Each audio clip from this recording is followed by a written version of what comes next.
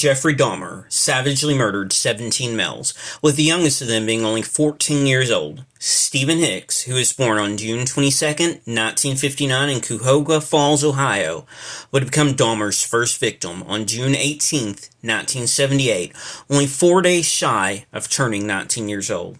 Stephen Hicks' father described his son as a deeply caring person, telling an anecdote to the Associated Press about a hunting trip where Stephen shot a rabbit and was as proud as he could be, and then he bawled his eyes out.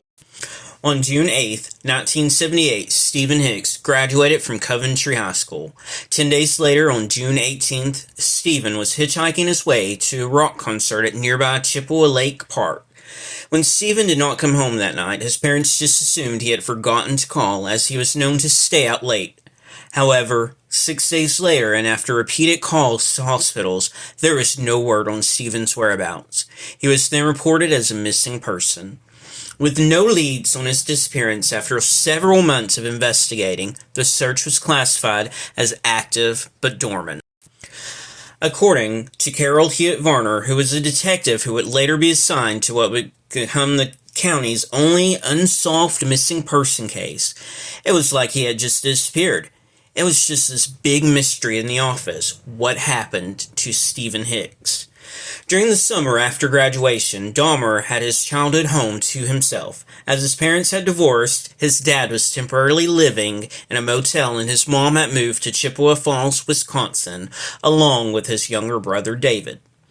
Dahmer picked up Stephen Hicks as he hitchhiked his way to a rock concert. According to Dahmer, after drinking and listening to music, Hicks wanted to leave, and he didn't want him to. Dahmer bludgeoned him with a 10-pound dumbbell. Dahmer stated that he struck Hicks twice from behind as Hicks sat in a chair. When Hicks was unconscious, Dahmer strangled him to death using the bar of the dumbbell. Then he stripped the clothes from Hicks' body before masturbating as he stood over the corpse.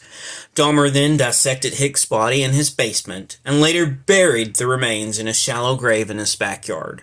Several weeks later, he would unearth the remains of Stephen Hicks and pare the flesh from his bones. Dahmer dissolved the flesh in acid before flushing the solution down the toilet. He crushed the bones with a sledgehammer and scattered them in the woods behind the family home. Jeffrey would not kill again until 1987.